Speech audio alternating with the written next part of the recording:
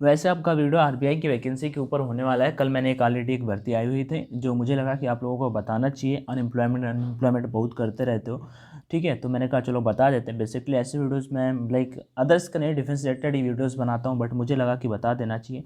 One more important thing, आप में से कोई भी अनअकैडमी में प्लस लेना चाहता हो डेफिनेटली ले सकते हो भाई। टाइम टाइम से यहाँ पे क्रैश कोर्सेज भी लॉन्च होते रहते हैं। एग्जाम्पल के लिए मैंने यहाँ पे एनडीए को ले रखा है। एनडीए और एयरफोर्स का एग्जाम एक ही दिन से स्टार्ट होगा, तो आप में से कोई भी लेना चाहता हो डेफिनेटली ले सकता हो। इंडिया टॉप एजुकेटर्स यहाँ पे पढ़ाते हैं। आपको बाई करते समय कोड का ऑप्शन आएगा, ऑनलाइन D50 डाल देना, ठीक है। यहाँ पे अर्पित चौधरी, केताराम, दीक्षा वशिष्ठ, पुरलो और सुनील कुमार गुप्ता, CP सिन्हा एंड सबके बाद इन सभी नामों के बाद मेरी तरफ से सर या मैम, ठीक है। तो अगर आप में से कोई भी लेना चाहता है डेफिनेटली ले सकते हो भाई। और कोई क्वेरी है इनके रिगार्डिंग तो कमेंट सेक्शन में मुझे बताना, मैं ज़रूर आपको रिप्लाई कर दूंगा। और यहाँ पे होता क्या, लाइव फीचर लेने के आप टॉप एजुकेटर्स इंडिया के जो होते हैं उनसे पढ़ते हो, जिनसे चाहो उनसे पढ़ सकते हो। आपके डाउट्स क्लियर किए जाते हैं जिस भी क्वेश्चन मीन्स अगर आप ऑफलाइन कोचिंग करने का आप भी सोच रहे हो कहीं पे, तो आई थिंक ऑनलाइन में सिलेबस आपका कंप्लीट करा दिया जाए। 45 डेज़ में कहाँ पे आपका सिलेबस कंप्लीट होगा, तो डेफिनेटली आप प्रेफर कर सकते हो। कोई क्वेरी है तो कमेंट में ज़रूर बताना। बाकी मैंने ओपन कर रखा है आरबीआई जो ऑफिस अमेंडमेंट का भर्ती आया हो उसका भी। यहाँ पे सबसे बड़ी बात आ जाती है फीस को लेके। कल मैंने कमेंट्स देखे लगभग 2 4 5 थे, अंशु भाई यार 450 फीस है, तो भाई अभी क्या बताऊँ। और ये फीस रिफंड नहीं होगा जैसे रेलवे एनटीपीसी के एग्ज़ाम में है। उन्होंने रेलवे वालों ने बोला है कि हम फीस को रिफंड कर देंगे, ठीक है। तो वो भी जो एग्ज़ाम देने जाएगा, तो यहाँ पे फीस रिफंड का कुछ फंगा नहीं है। SC ST वालों का जरूर 50 रुपये, लेकिन अदर कैटेगरी वालों का यहाँ पे 450 रुपये है। अभी भाई 450 रुपये मैनेज कर सकते हो। देखो आपका ज्वाइनिंग अभी मैं बता दूँ, इसका प्रोसेस जो चलने वाला है काफ़ी तेज़ी चलने वाला है। एयरफोर्स एग्ज़ाम से पहले प्रोसेस हो जाएगा और इसका फॉर्म फिलिंग भी स्टार्ट हो रहा है। इसका एग्ज़ाम डेट भी दिया हुआ है, 8 से 10 अप्रैल के बीच में आपका एग्ज़ाम होगा। तो और सिलेबस की बात कर लेता हूँ एयरफोर्स वाइज, सब कुछ यहाँ पे दिखा भी दूंगा।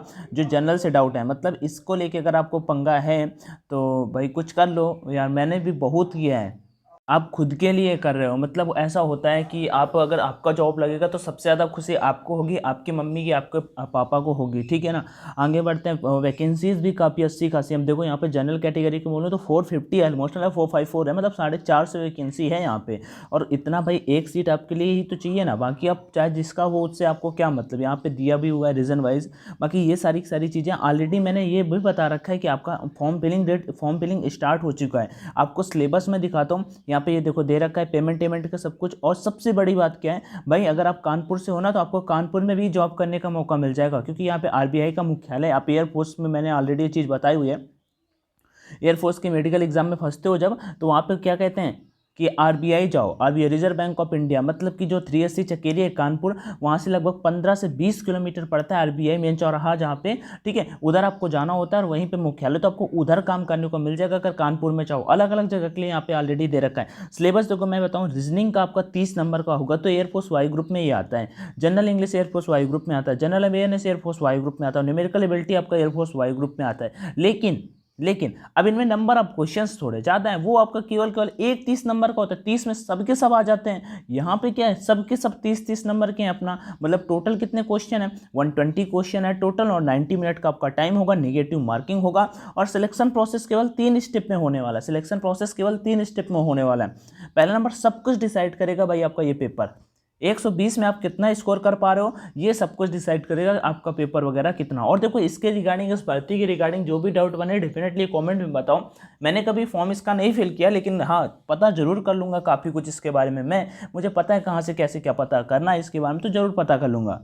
सो ये मान लो सिलेबस है। निगेटिव मार्किंग रहेगी हिंदी एंड इंग्लिश पे, बोथ लैंग्वेज पे आपका पेपर देखने को मिलेगा, एक्सेप्ट इंग्लिश। यहाँ पे इंग्लिश में ही होता है। 1/4 का निगेटिव मार्किंग होगा। और वन मोर इंपॉर्टेंट थिंग बता देता हूँ आपको, एग्जाम आपका बहुत क्लोज है। यहाँ पे देखो उसका 2 स्टेप, पहला नंबर तो मैंने आपको एग्जाम बता दिया। फाइनल मेरिट आपके एग्जाम के बेसिस पे ही बनेगी, ऑल ओवर इंडिया पे बनेगी। और दूसरी जो आपकी मेरिट बनेगी वो आपकी बनने वाली है किसके बेसिस पे, वो आपकी बनने वाली है कैंडिडेट नॉट क्वालिफाइंग, जो मतलब कि वो पहला नंबर मेरिट तो आपका उसी बेसिस बने, बट यहाँ पे लिखा हुआ है candidate not qualifying LPT shall not be consider for selection. LPT क्या होता है, एलपीटी मतलब आपका लैंग्वेज प्रोफिशिएंसी टेस्ट करके आई थिंक होता है। अब इसमें मैं बता देता हूँ यहाँ पे कि भाई इसमें केवल आपकी लोकल लैंग्वेज चेक की जाएगी, मैंने ऑलरेडी ये चीज़ बता भी रखी है, ठीक है। तो यही कुछ शॉर्ट में सिलेक्शन प्रोसेस है, और सबसे बड़ा फीस का पंगा आ रहा था, सिलेबस को थोड़ा सा डाउट्स आए कल के सेशन में, तो मैंने कहा चलो पिक कर लेंगे।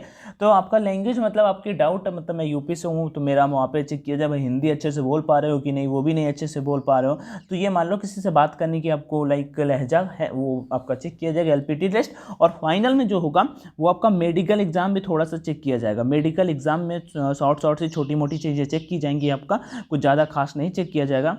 और यहाँ पे देखो, यहाँ पे क्या लिखा हुआ है कि एग्जाम डेट भी यहाँ पे मतलब स्पेसिफाई दिया हुआ है। ये देखो एड्रेसेस ऑफ ऑफिसेस, यहाँ पे आपको जॉब करने को मिलेगा। तो यहाँ पे भाई कानपुर में मुख्यालय है ना, यहाँ पे ये देखो Reserve Bank of India, Mahatma Gandhi road, Kanpur 208001। Test centres की बात कर लेते हैं तो टेस्ट सेंटर आपको अपने क्लोज पे देखने को मिल जाएगा। और सैलरी की बात कर लेता हूँ तो 26,000 मतलब ऑलमोस्ट 25,000 से आपका स्टार्टिंग सैलरी है। अब ये मतलब ऐसा तो है नहीं कि डिफेंस में कि आपको वहीं पे अगर इंडियन आर्मी जीडी पे जा रहे हो तो आपको वहीं पे रुक जाना है, ठीक है। इसमें होता रहता है प्रमोशन, तो डेफिनेटली आप काफ़ी अच्छी खासी यहाँ पे सैलरी भी कर सकते हो, ठीक है। हाउ टू अप्लाई के लिए आपका फॉर्म फिलिंग स्टार्ट हो चुका है और 15 मार्च इसका लास्ट डेट है। एग्जाम का कैसा क्या पैटर्न है वो मैंने ऑलरेडी आपको बता दिया। और उसके बाद अगर फिर भी कोई डाउट आए तो आप मुझे कमेंट सेक्शन में बताओ, मैं जरूर बता देता हूँ। इसका अगर ज्वाइनिंग का लेके होगा कि भाई ज्वाइनिंग कब होगा, इसका पेपर डेट भी इसमें कल दे रखा था 8 से 10। यहाँ पे देखो मैं दिखाता हूँ कहाँ गया, रुकना एक सेकंड।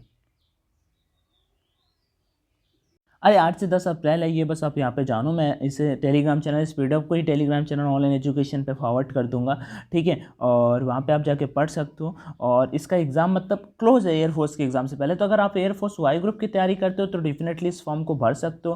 भाई अनएम्प्लॉयमेंट है, बाकी आपको जो बेस्ट लगे आप कर सकते हो। देखो एयरफोर्स के लिए तो आप जी जान लगा के पढ़ोगे ही, तो उससे पहले होगा कि आप अपने आप को जाँच लो, परख लो, थोड़ा सा ज़्यादा कंटेंट पे रहेगा वही सेम पैटर्न पे, ठीक है। तो डेफिनेटली आप सभी ये फॉर्म को फिल कर लेना, ठीक है। रुपये जरूर लग रहे हैं ये बात तो है, लेकिन ऐसा भी नहीं है कि अब आप जानो, मैं तो मेरा क्या मतलब है कि अभी अनएम्प्लॉयमेंट का पंगा है तो आप डाल देना फॉर्म। भाई नहीं करना जॉब तो मत करना, लेकिन क्या है अगर क्लियर हो जाएगा तो अच्छी बात है, नहीं क्लियर होगा, अगर क्लियर हो जाए तो स्टेटस में फ़ोन के डाल देना एक दिन कि I have cleared RBI exam, ऐसा कुछ डाल देना, ठीक है।